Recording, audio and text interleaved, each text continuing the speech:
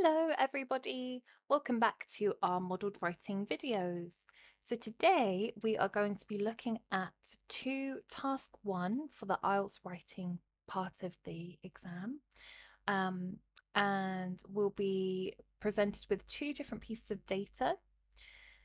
The task remains the same. We'll have to select the main features, report back on them, and compare and contrast where it's relevant. But the data will change. So we'll be looking at how we can approach these 2 today. So maybe you've booked your IELTS exam, maybe you just want some more information on how to approach task 1s, maybe you're not sure where to start. Well, you've come to the right place. And we're going to be talking about that today. And as we go along, I'll be giving any tips and talking about any bits of advice to help with those higher band scores. So stay tuned today. We will be looking at everything task 1. Okay, well, let's have a look then at the first question, and it's going to be about a line graph. The graph below shows the proportion of 4 different materials that were recycled from 1982 to 2010 in a particular country. Summarize the information by selecting and reporting the main features and make comparisons where relevant. Okay, so we've got different we've got the question, the task here, selecting and reporting the main features. And this is about the proportion of 4 different materials that were recycled. Okay, let's have a look. So, right, okay, so we've got an interesting line graph here. We've got the key, so paper and cardboard, glass containers, aluminium cans, and plastics. On the x-axis, we've got the years, and on the y-axis, we've got the percent. Okay, so the proportion of 4 different materials that were recycled. Okay, so I'm guessing this is the percentage of, do they add up to 100? So we've got 80 here, 50 here though, so they don't add up to 100. That's okay. Well, we've got different starting points for some of them. So, for example, aluminium cans started in 1986, plastic started in 1990, and then 1982 for paper and glass. So, interesting. Okay. Let's have a think about how we can group these together. You could do them in a variety of ways. Maybe you could do paper and cardboard and glass containers. Maybe you could do aluminium cans and plastics. That's an option. Or you could go by percentage. Ooh, percentage on the y-axis. Or you could go by years. I think for this, I'm going to do paper and cardboard just because they started in the same year as glass. So I'm going to group them together. They're both in 1982. And then group 2, I'm going to do aluminium cans and plastics. There we go. Okay, our overview then. So let's think about any trends here. Paper and cardboard remained throughout the study the highest material, or the most common material to be recycled.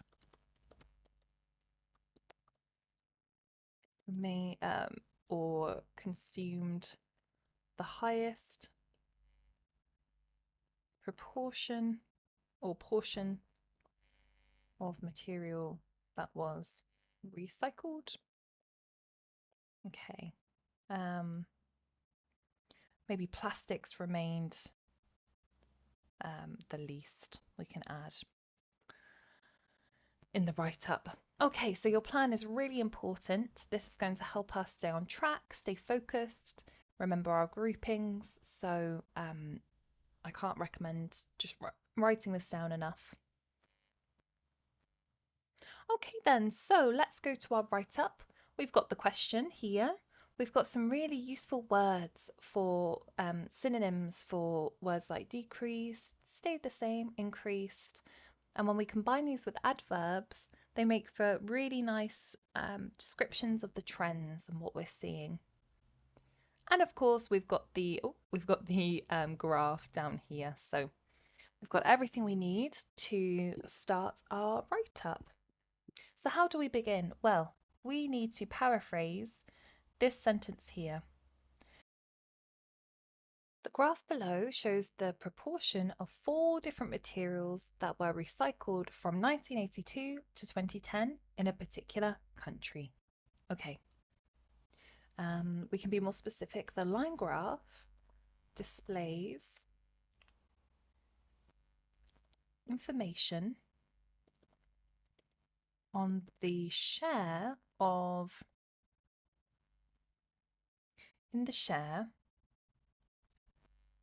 or maybe on the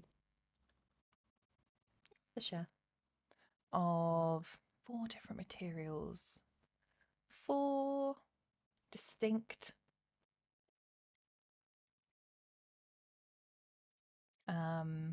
materials, items or categories, 4 distinct categories that were,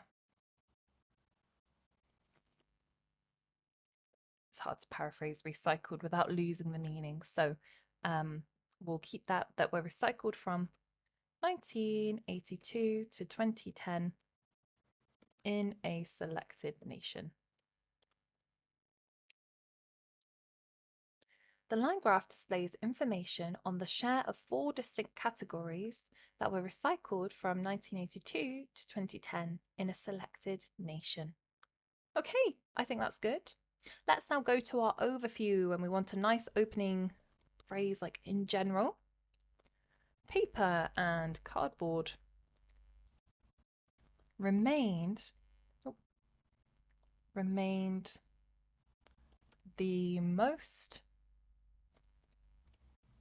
processed during the study, whilst plastics constituted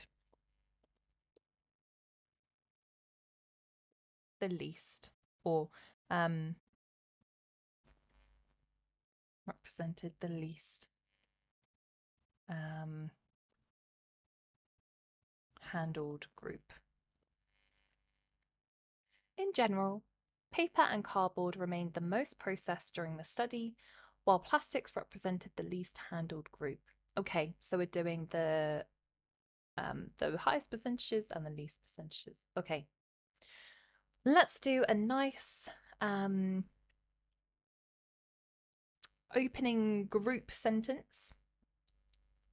So we want to say paper and cardboard and glass containers both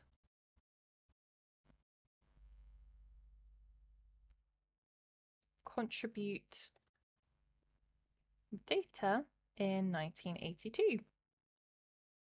And they're at 50% and above.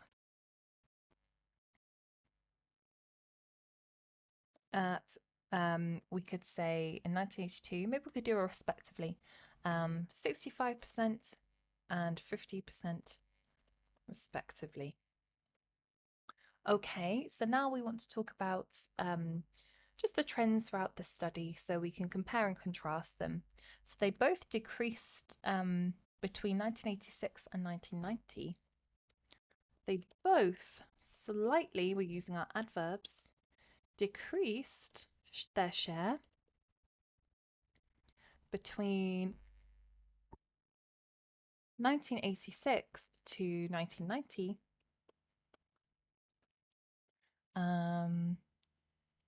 Glass dropping 10% from the start of the research. So we're just doing the difference there. Okay. Then they both increase the next year. 1994 saw a rise for both. Significantly, paper and cardboard, which peaked out of any group at 80%. Wow. Oh, 80%.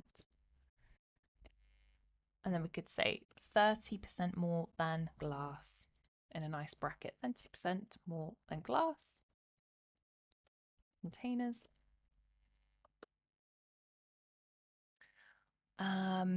Then they actually experience, so paper and cardboard sort of decreases while glass steadily increases. So they have opposite trends. So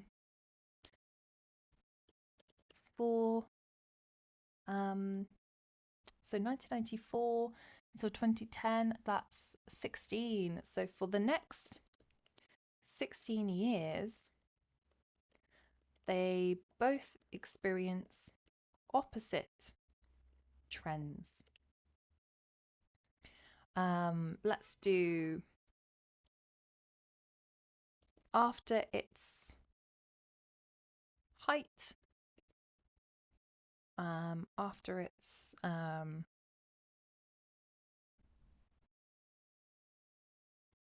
striking growth, paper and cardboard steadily declines to reach 70% in 2010. On the other hand, so we're contrasting, on the other hand, glass containers gradually, containers figure or proportion gradually climbs. By the end, it is 10% lower than paper and cardboard. Oh, cardboard. Okay, oh, it's a bit of a big paragraph here. Let's read it back and see how it's sounding. Paper and cardboard and glass containers both contribute data in 1982, 65% and 50% respectively. They both, they slightly decreased their share between 1986 to 1990, glass dropping 10% from the start of the research. 1994 saw a rise for both, significantly paper and cardboard, which peaked at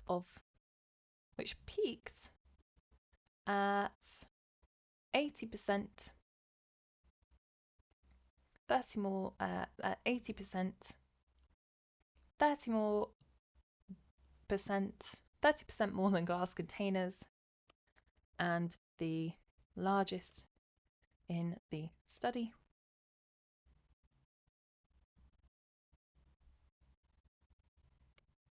For the next 16 years, they both experienced opposite trends. After striking growth, paper and cardboard steadily declined. We're checking tenths as well, to reach 70% in 2010. On the other hand, glass containers portion gradually climbed. Really important to double check. By the end, it was 10% lower than paper and cardboard. Okay, I think that's good. It's a big paragraph. So that's all right. If you're following along at home, you can maybe think about some points that you would maybe leave out if you wanted it a bit smaller, but we'll do the second main body and see how we're doing. So let's now talk about aluminium cans and plastics. Okay, so the other two materials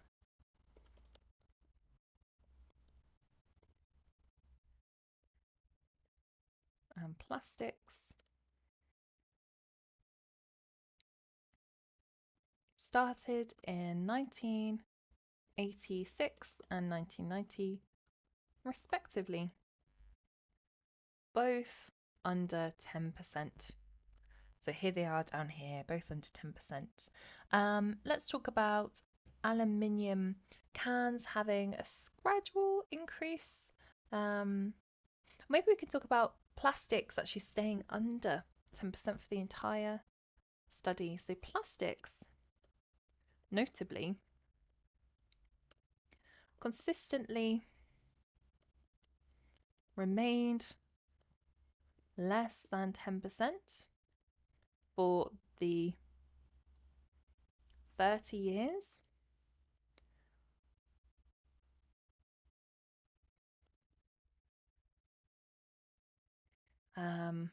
Marginally growing to, let's say, 8% in 2010.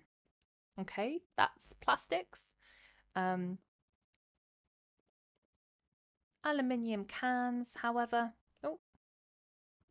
aluminium. Aluminium. Aluminium cans, however, gradually increased until 2002, where it hits 25%, and then witnessed a more rapid surge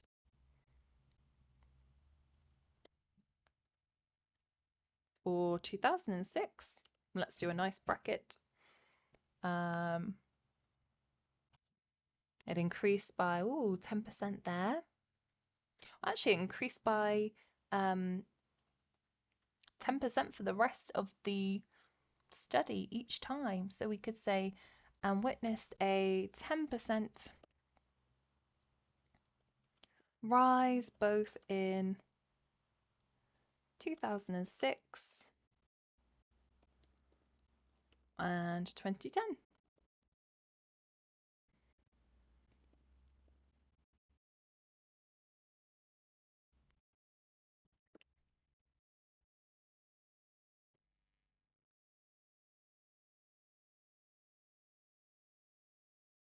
Okay, that is a slightly smaller paragraph.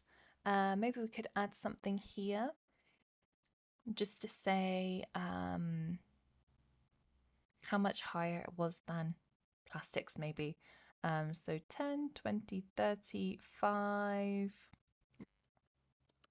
roughly 35% higher than plastics at the end of the research. Okay, let's read this back and see how it's sounding. The other two materials, aluminium cans and plastics, started in 1986 and 1990 respectively, both under 10%. Plastics notably consistently, we wanted to say consistently, remained less than 10% for the 30 years, marginally growing to 8% in 2010.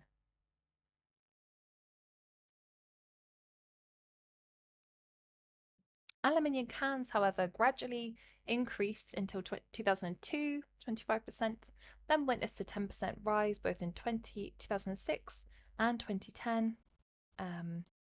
So 2006 we have 35%, and 2010 45%, roughly 37% higher than plastics at the end of the research.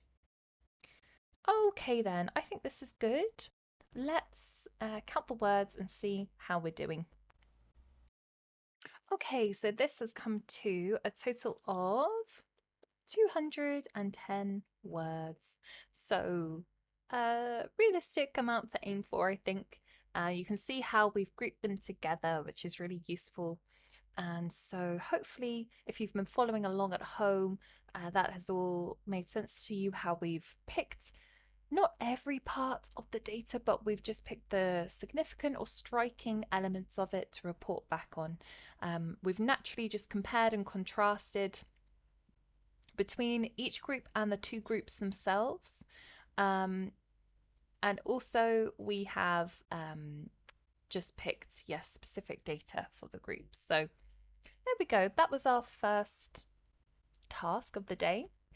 And we've got another one coming up, and it is in fact another line graph. So if this is something that you are struggling with, maybe you're not sure how to go about line graphs, then this is the best video for you because we've got 2 in 1.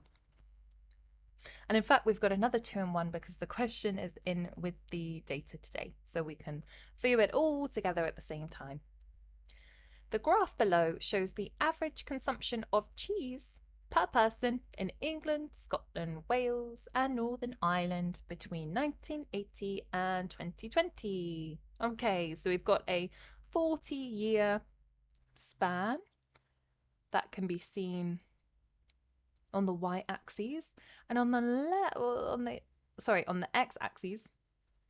On the y-axis, we can actually see the amount in kilograms. And the key here, we've got England in blue, Scotland in red, Wales in yellow, and Northern Ireland in green. Right, so initial thoughts then. England steadily decreases over time. Scotland quite sharply decreases in the red. Wales steadily increases, and Northern Ireland steadily increases.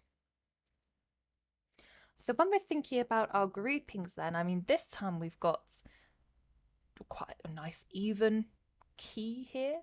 So I'm tempted to group together two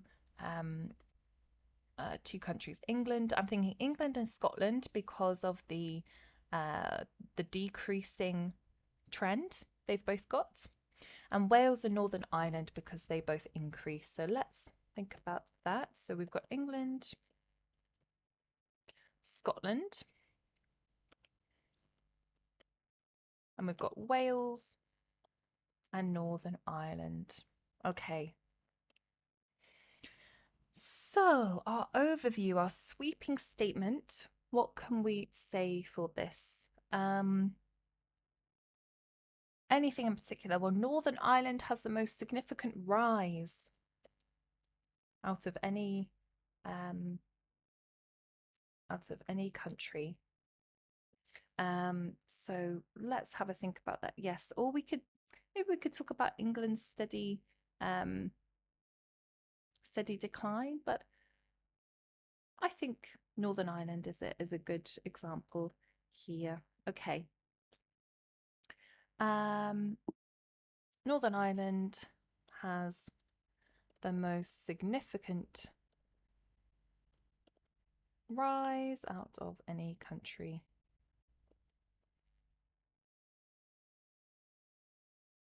Lovely. So we've got our 2 groups and we've got our overview. Okay, so I think we can go to the write-up now. And we've got our words again, which can really help us to keep variation and not repeat ourselves. That's important for this question. And of course, we've got the data down here, which we will be using. So let's start by paraphrasing the statement. And it's going to be the graph below shows the average consumption of cheese per person in England, Scotland, Wales, and Northern Ireland between 1980 and 2020. This doesn't have the task on it, but the task remains the same every time. I can probably remember it off the top of my head. Maybe you can too. Summarize the data by selecting the main features, reporting and selecting the main features, and making comparisons where relevant. Okay, so that's what we're going to do. Let's paraphrase. So the graph below shows the average consumption. We can be more specific. The line graph displayed provides insights into the median oh, the medium or the average consumption of cheese. Average is hard to paraphrase. The medium amount of cheese for individuals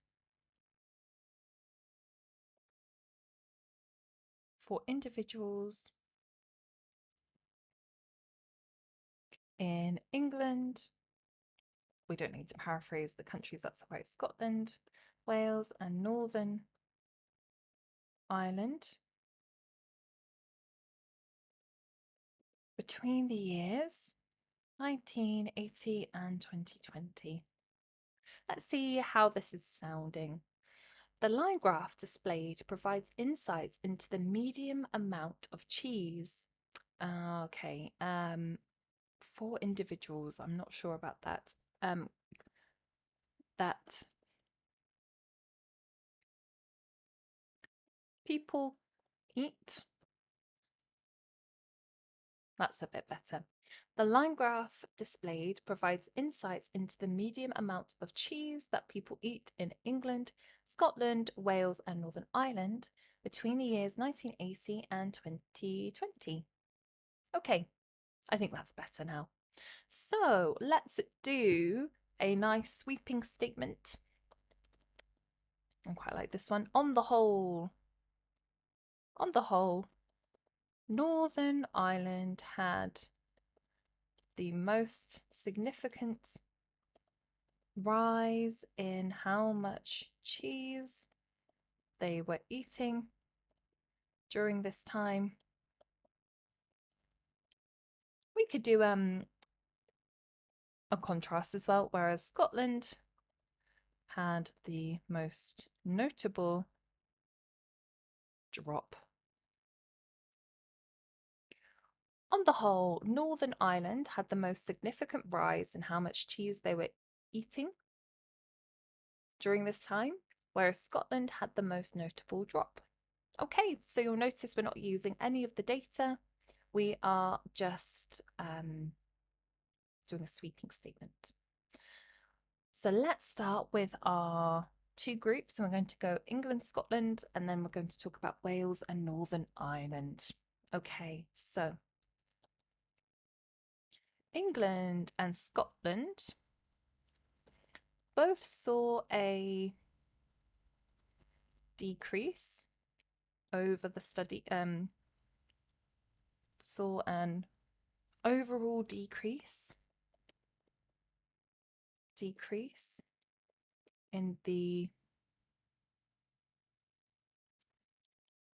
amount of in the quantity of this food item.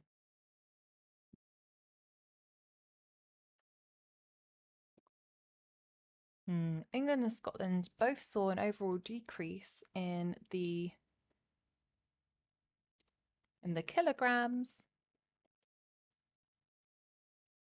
of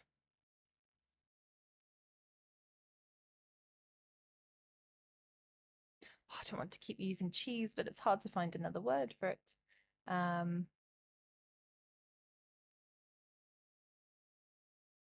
Maybe they could say of this food item. And then it's not repeating ourselves too much. It's quite hard to find an alternative. Sometimes England and Scotland both saw an overall decrease in the kilograms of cheese consumed, eaten, enjoyed.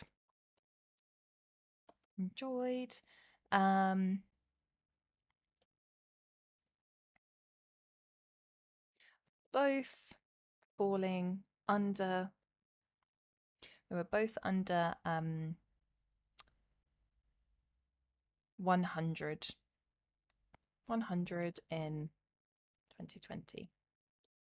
Okay.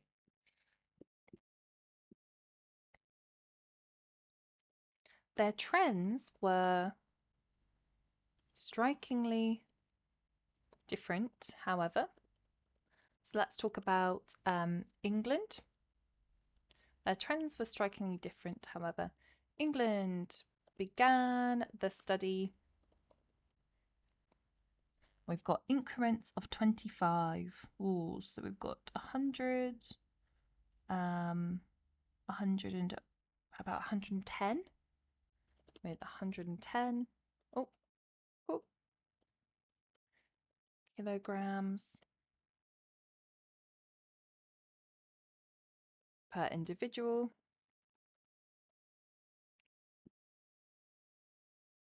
And you can say steadily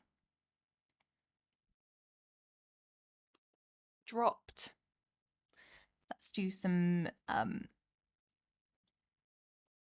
throughout. 2000 saw 100 kilograms and 2020 witnessed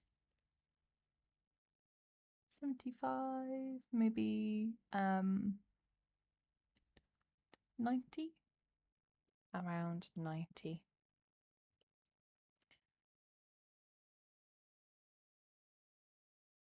Nevertheless,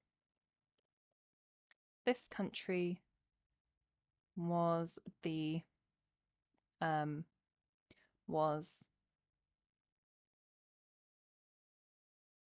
had the highest values consistently. Consistently have we used?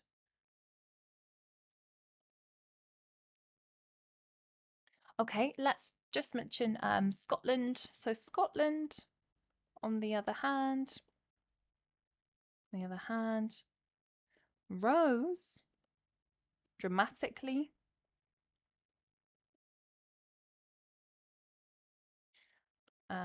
going from 75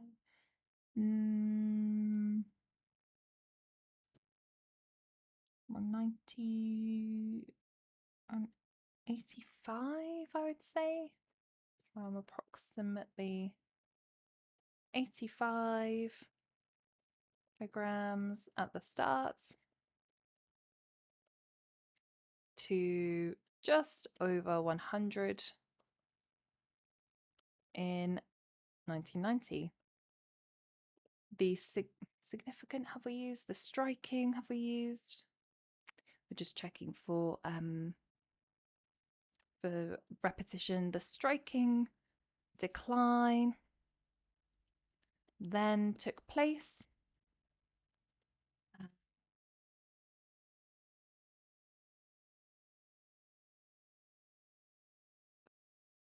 falling, plunging to just below 75 in 2000. And then it's ended up reaching about 62, about 55.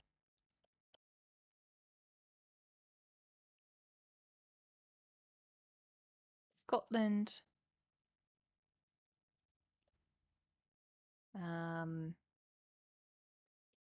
sank to 55 in 2020.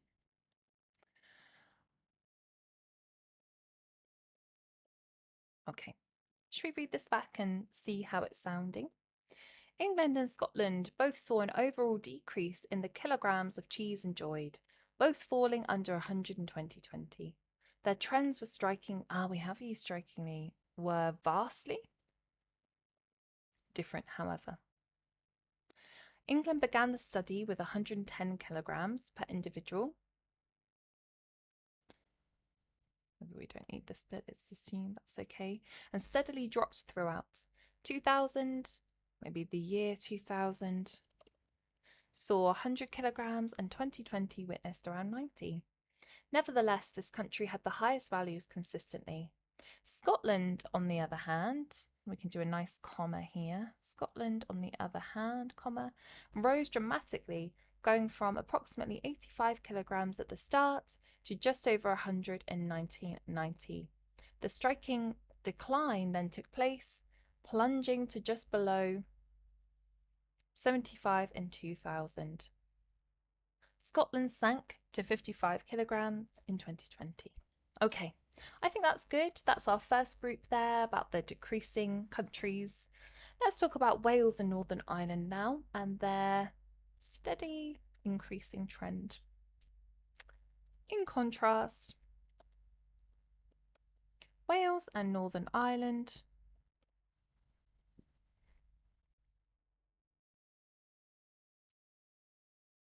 saw a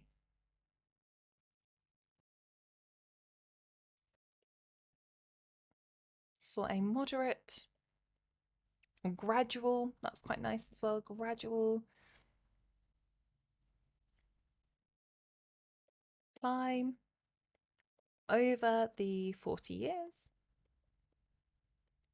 And then we can mention that they both started under 50. They both, however, began with values under 50 kilograms. Okay, let's just do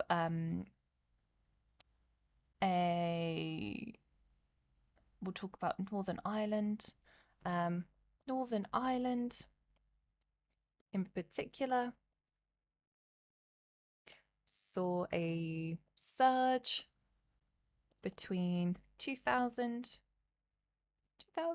and 2010.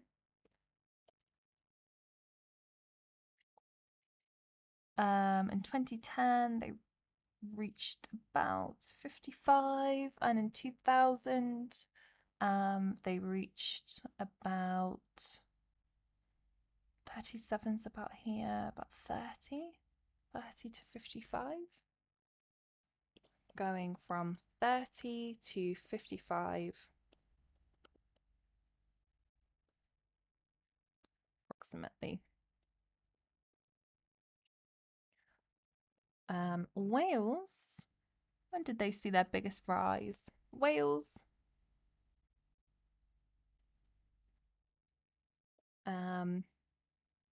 experienced a growth, the most growth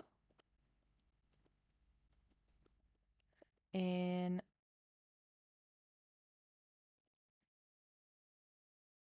the first 10 years.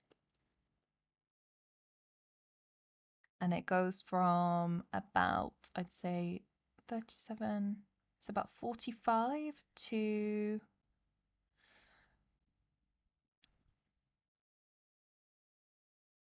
65.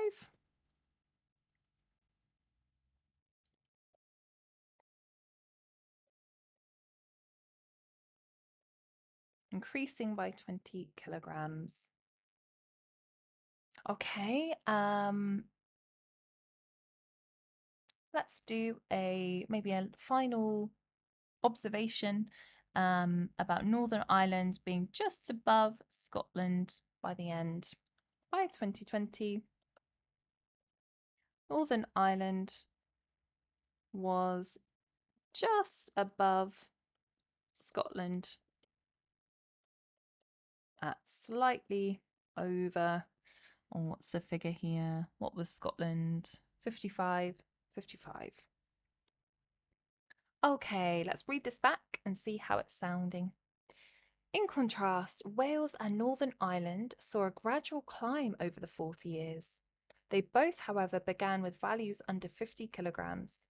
Northern Ireland, in particular, do a nice comma there and there, saw a surge between 2000 and 2010, going from 30 to 55 kilograms approximately. Wales experienced, past tense, the most growth in the first 10 years, increasing by 20 kilograms. By 2020, Northern Ireland was just above Scotland at slightly over 55. Okay, I think that's good. We've done quite a big essay here, but that's okay. Oh, we'll just we'll put the words up there. There we go. Let's count the words of this one and see how we're doing. So this actually came to 222 words there. So I'll put that at the bottom. Yeah, so quite a reasonable amount there. And this first grouping was a bit on the larger side, but that's okay. We keep them roughly the same. That's quite nice, but there might be one group that's a little bit bigger. Not to worry about that. Okay, well, that was today's video. Those were our 2 task 1s that we looked at. I hope that was helpful, and do let us know if you've got any questions or comments. We really enjoy hearing from you, and we'll see you in the next video.